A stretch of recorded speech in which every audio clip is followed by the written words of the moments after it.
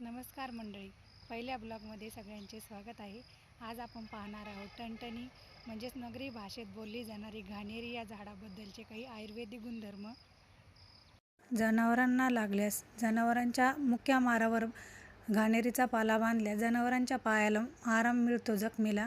तसेच जखम झाल्यास रक्त निघल्यास घाणेरीचा पाला पिळून त्याच्यावर रस गाळल्यास जखम लवकर भरून येण्यास मदत होते।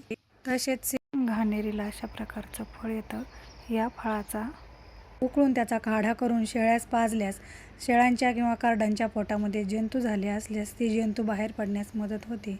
तर घाणेरीचा पाला ओळखायचा कसा की ही घाणेरीच आहे की नाही?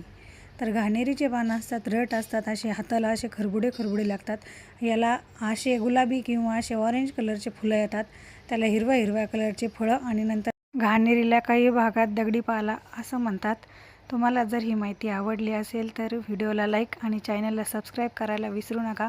अशाच नवनवीन व्हिडिओसाठी चॅनलला सबस्क्राईब करा। धन्यवाद।